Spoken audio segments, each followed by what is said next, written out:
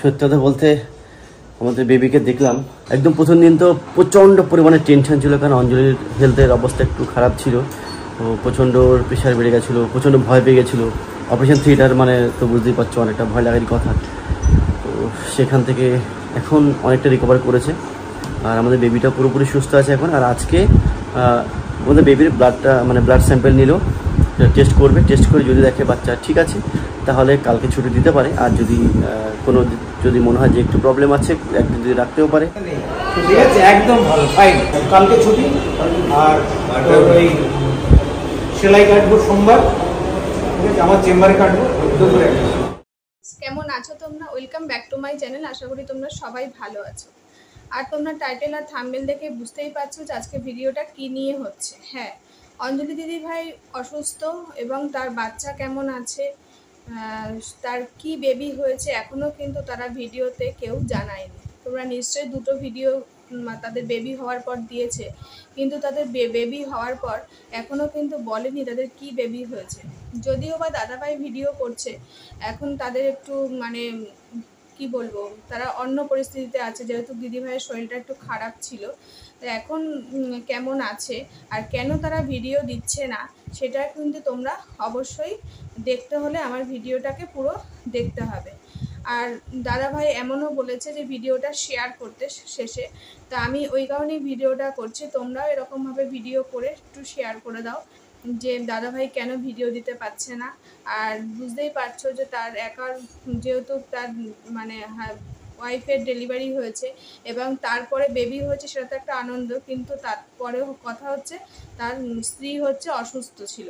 এটা নিয়ে তার সব কিছু মাথা মানে একাই হ্যান্ডেল করতে হচ্ছে। আর যেহেতু তার মানে ওয়াইফ অসুস্থ, সেহেতু তার ভিডিও করার মানসিকতাও নেই, আর আমাদেরকে আপডেট দিতেও পারছে না। এবং কি হয়েছিল দিদিভাই সেটা তোমরা দাদাভাইয়ের মুখ থেকে শুনে নাও, তারপরে আমি আবার আসছি। তারপরে ভেতরে গিয়ে অঞ্জলির সাথে আমি অনেকক্ষণ কথা বলেছি। তো তারপরে একটু ভিডিও একটা ক্লিপ নিয়ে নিলাম। তো জানতে পারলাম যে অঞ্জলি মোটামুটি আগের থেকে একটু সুস্থ আছে। আর দেখলাম যে আমাদের বেবিটা তার মায়ের সঙ্গে খেলা করছে, তো তার জন্যে মানে দেখে ভালো লাগলো যে অঞ্জলি আগের থেকে একটুখানি মনটা একটু হালকা হয়েছে।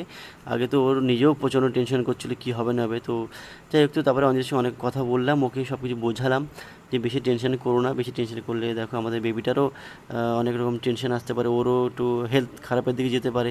তো সেই বিষয়ে অনেকক্ষণ ধরে ওকে ভালো করে বোঝালাম। তারপরে শুনলাম ওর কী কী লাগবে, আর তারপরে সেগুলো এনে দিলাম। আর তারপরে মেন কথা শুনলাম যে ওর ওটিতে কী কী হয়েছে, বা মানে কোনো অসুবিধা হয়েছে কি না, কীভাবে কী হলো সেই বিষয়ের সঙ্গে কথা বলছে। আর ওকে সাহস যোগাচ্ছিলাম। ও তো আমাকে বলছিল যে এই হয়েছে, আজ বলতে বলতে নিজে আবার ভয় পেয়ে যাচ্ছে, আর পারে না। আর তারপর আমাদের কাকিরা যখন চলে গেল বাড়িতে, তারপরে আমি আর ভাই আবার গেলাম উপরে অঞ্জলির সাথে আবার দেখা করতে। তো সেখানে গিয়ে আমরা অনেকক্ষণ ধরে কথা বললাম অঞ্জলির সাথে।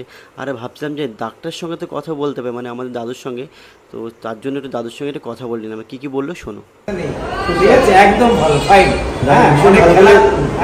অনেক খেলা দেখিয়েছি না, এখন সব ঠিক আছে।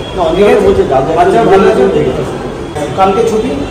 আর ওই সেলাই কাটবো সোমবার, আমার চেম্বারে কাটবো দুপুরে।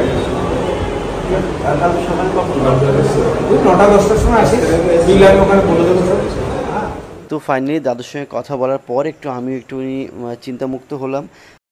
পেলে যে দাদাভাই বলল যে দিদিভাই মানে বেবি হওয়ার আগে থেকেই মানে ভীষণ টেনশন করছিল, যেটা হওয়াটাই স্বাভাবিক। যারা মা হয়েছে তারা জানে, বা এমনি যারা ওটিতেও ঢুকেছে, নর্মাল ছোটোখাটো ওটি হলেও তাদের একটা মানে ওটি মানে একটা টেনশান হয়। আর এটা তো ডেলিভারি সিজারের ব্যাপারটা তো টেনশান আছে, থাকেই, সবসময়ই থাকে। এবার তার মাও কিন্তু মানে দিদিভাইয়ের মাও কিন্তু খুব মানে ভীষণভাবে ভেঙে পড়েছিল, ভীষণ কান্নাকাটি করছিল তখন, যখন তার মেয়েকে মানে লেবার রুমে নিয়ে যাওয়া হয়। সেটা অনেকেই করে, তার মাও চিন্তা করছিল, সেটা বাড়ির লোক সবাই চিন্তা করছিল, কিন্তু দিদিভাইয়েরও বারবার বলা হচ্ছিল যে টেনশন করলে বিপি হাই হয়ে গেলে কিন্তু সিজার করা যাবে না। সে যতই টেনশন না করার চেষ্টা করুক, তবুও একটা টেনশন থেকেই গেছিলো তার ভেতরে। আর সেই কারণেই তার বিপি কিন্তু হাই হয়ে যাচ্ছিলো, এমনকি পালস পর্যন্তও কিন্তু আপ ডাউন করছিল। এই কারণেই তার শরীরটা পুরো ঠান্ডা হয়ে যাচ্ছিলো, প্রচণ্ড পরিমাণে শীত করছিল, আর তাকে গায়ে চাপা ঠাপা দিতে হচ্ছিলো। তার সেরকম খুব একটা ভালোভাবে তার সেন্সটাও ছিল না। মানে এই কারণে তাদের সত্যি স্বাভাবিক এরকম যদি হয় কোনো বাচ্চা মানে বাচ্চা বেবি হওয়ার পর তার মায়ের যদি এরকম কন্ডিশন হয় তখন তো তার হাজব্যান্ডের কী পরিস্থিতিতে থাকে, সেই তার নিশ্চয়ই ভিডিও করার মতন আর পরিস্থিতি থাকে না। তো যাই হোক, আমরা আবার দেখতেও পেলাম যে দাদাভাই যে যত রাত্রি অবধি থাকা সম্ভব থেকেছে, আবার যত ভোরে মানে যখন কিছু খোলেনি হসপিটাল দোকানপাট কিছুই খোলেনি তার আগেই কিন্তু দাদা চলে এসেছে দিদি মানে খবর নেওয়ার জন্য। স্বাভাবিক এটা হওয়াটাই, যে তার কতটা টেনশানে সে রয়েছে, যে তার মানসিকতাটা কীরকম, যে কি গিয়ে আজকালকের খবর এটা পেয়ে এসেছি। তার কাছে ফোনও ছিল না, সারা রাত্রে খবর পাইনি, যদিও বা হসপিটাল মারফত খবর আপ ডাউন হয়েছেই, কিন্তু যেহেতু পেশেন্টের কাছে ফোন ছিল না, পেশেন্টের কাছ থেকে মুখ থেকে সে শুনতে পায়নি, তাই সে ভোর না হতে হতেই কিন্তু চলে এসেছে খবর নেওয়ার জন্য। তো এখন এক এক মানে আমাদের এটাই ভেবে ভালো লাগলো যে তার দিদিভাই এখন সম্পূর্ণভাবে সুস্থ, তার বেবিকে কোলে নিয়ে খুব হাসছে, দেখে আমাদেরকেও ভালো লাগছে, আর দাদার তো ভালো লাগছেই। আর ফোনটাও এখন দিদিভাইয়ের কাছে আছে, সেই কারণেই দিদিভাই আর কি কাছ থেকে দাদা সম্পূর্ণভাবে খবর আপ ডাউন করে মানে নিতে পারছে, যে কেমন আছে পুরোটাই আপডেট পাচ্ছে সে বাড়িতে বসে। কন্টিনিউ যাতায়াত করছে, তার মধ্যেও যেইটুকু সময় বাড়িতে যাচ্ছে সেইটুকুর মধ্যেও দাদা দিদিভাইয়ের সাথে কন্টিনিউ ফোনে যোগাযোগ করছে। এই কারণে আরও একটু নিশ্চিন্ত। আর দাদা বাচ্চা এবং মাকে দুজনেই মানে মায়ের কোলে বাচ্চাকে দেখে আর মা হাসি দেখে মানে দাদার খুবই মানে আনন্দ হচ্ছে, সঙ্গে আমাদেরও হচ্ছে। ঈশ্বরের কাছে প্রার্থনা করি সবসময় যেন তার মা সন্তান দুজনেই যেন ভালো থাকে। আর আমরা আরও নতুন নতুন ভিডিও দিদির কাছ থেকে এরপরে পাবো, এটাই আশা করি। আর দাদা চেষ্টা করছে তো যত তাড়াতাড়ি মানে পারার আপডেটগুলো দিতে, কারণ সে একা পেরে উঠছে না।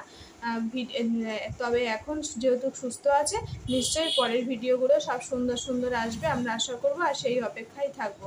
আর দিদিভাইয়ের কিন্তু ছেলে হয়েছে, এটা কিন্তু শিওর, তারা না জানালেও আমরা কিন্তু জেনে গেছি, কারণ আমরা তো জানি, আমরা মা হয়েছি, আমরা একটু হলেও বুঝতে পারি। তো সেই কারণেই আমরা বলছি, আমি একদমই শিওর তার দিদিভাইয়ের ছেলে হয়েছে। আর তারা হয়তো জানাবে পরের ভিডিওতে, নিশ্চয়ই আরও আমরা আশা করব নতুন নতুন ভিডিও নিয়ে আসবে। আর আমরাও সবাই দিদিভাইয়ের সঙ্গে আছি, সবাই ভগবানের কাছে প্রার্থনা করছি যেন দিদিভাই সুস্থ হয়ে আর তার সন্তান নিয়ে সারা জীবনই ভালো থাকে এবং খুব তাড়াতাড়ি যেন সে বাড়িতে আসতে পারে।